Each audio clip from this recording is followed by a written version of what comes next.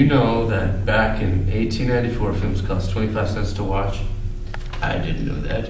The first motion picture to be screened for a paying audience was a boxing match that was 8 minutes long, featuring Young Griffo versus battling Charles Barnett. At 153 Broadway in New York City. It premiered on May 20th, 1895. In 1905, the first Nickelodeon was made. It cost a nickel for admission. A Nickelodeon is a place of entertainment as for moving picture exhibition. By 1906, about 5,000 Nickelodeons were in the States. There was a high demand for films, and the daily attendance exceeded 2 million. 2 million? From 1912 through 1913, motion pictures moved out of Nickelodeons into real theaters. And motion picture acting was no longer looked down due to greater attendance from the American middle class. We're a middle class! Oliver Twist was released, and it was the first U.S. feature film to last over an hour. In 1914, Thomas Ince pioneered the role of film producer by devising standard production budgeting formulas and introducing a detailed shooting script which would help control the amount of revenue a film could in return gain. In 1914, the first movie, Palace, the Strip, opened in Times Square, New York, with seating of 3,300. By 1929, the public wanted more movies, with sound and movie attendance increased to 100 million. The 30s and 40s were the era which has been predominantly referred to as the Golden Age of Hollywood by film critics and historians. The Golden Age came to a close with a breakup in the studios and declining attendance from challenges brought by shopping centers and television. Theaters began to open up refreshment stands in 1933. And in the same year, the first drive-in movie theater was opened, Camden Drive-In in Pennsauken, New Jersey. In 1913, the first full-length movie animated featured Snow White and the Seven Dwarfs.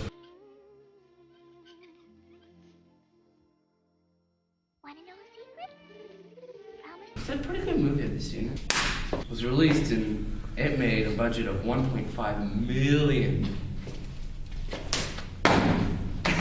It was a top moneymaker at the time when it made $8 million. In the early 50s, the theater attendance drastically declined due to a rise of televisions. In 1955, the movie studios opened their vaults for television rentals and sale and declining. RKO Radio Pictures sold its film library to TV. One of the most expensive films in history was Cleopatra. All of you, I wish to see Her Majesty privately. You stand before the throne of Egypt. I know where I am! You will state your purpose. Matters I have no intention of discussing publicly. In 1963, it was one of the biggest flops in film history. In 1969, ABC TV programmer Barry Diller created the movie of the week. In 1971, ABC was airing Tuesday and Wednesday night versions. Also in 1971, the increase in African American theater attendance was the first commercially successful themed film, Sweetback's Badass Song. Yeah! This forced Hollywood to realize the fully untapped potential of this market. HBO transmitted its first cable TV programming to 365 subscribers in Wilkes-Barre, Pennsylvania. This marked the start of the Pace TV service for cable in 1972. Sometime in 1973, the industry decided to move major film openings from midweek to Fridays to maximize profits from weekend audiences. In 1974, Jaws was the first modern blockbuster to top 100 million box office. 100 million, yeah! In North America. Cheap shack. I haven't had to pass basic seamanship in a long time. You didn't say how short you wanted it. How's that? Give me your hands. Dogfish.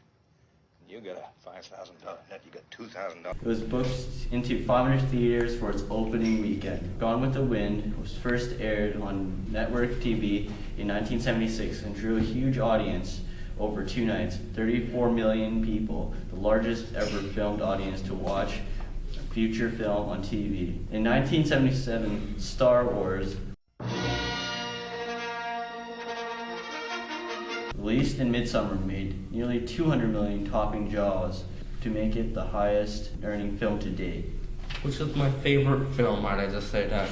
In the same year, Close Encounters of the Third Kind saved Columbia Pictures from bankruptcy, being the largest grossing film up to that point in time. The next year, National Lampoon's Animal House was the first 100 million hit comedy. Gotta do something. He's serious this time. I think he knows about the exams. He's right. You're right. We gotta do something. Absolutely. You know what we gotta do? Toga party. We're on double secret probation, whatever that is. We can't afford to have a toga party. You guys up for a toga party? Toga! Toga! Yeah, I think they like the idea, Hoop. In 1985, the first Blockbuster store opened in Dallas, giving more opportunity to people to see movies elsewhere. Cool. In 1992, Americans spent $12 billion to buy or rent videotapes, compared to $4.9 billion on box office sales, and 76% of homes now have VCRs. Turner Classic Movies, aka TCM, a 24-hour commercial-free network for programming classic films, was launched in 1994.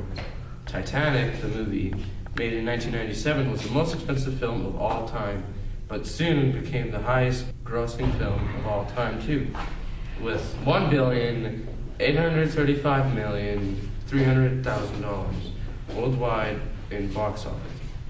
The same year, DVDs began to be sold to customers, and by 2003, there were more than 250 million DVD playback devices worldwide.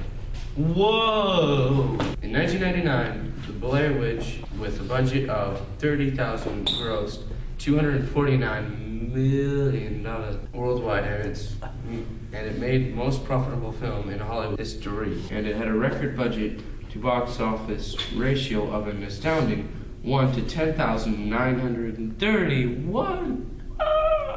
2002's Spider-Man was the first film to make over 100 million in its opening weekend in the box office. In 2003, DVD rentals topped off VHS and VHS tapes were stopped in use. The same year, film studio revenues from entertainment video market were much more lucrative than those from theatrical box office returns. Summer box office in 2005 was lowest since 2001. And overall ticket sales, the average ticket price was an estimated $6.40. And attendance totals were down from the previous year. Factors to blame were the rise in home theater sales, increasing gas pump prices, greater decrease in time between theatrical releases and the release of DVDs, and online piracy and availability.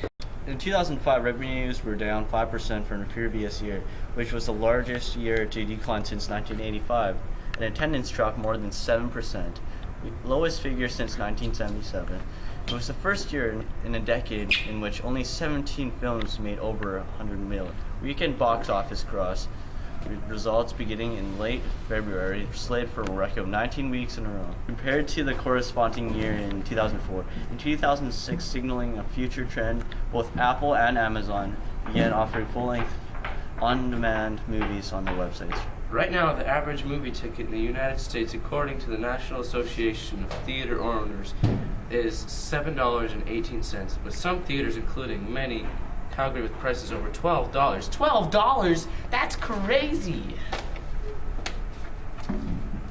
The average ticket price was steadily increasing every year, about 10 to 30 cents, but that all adds up after a while.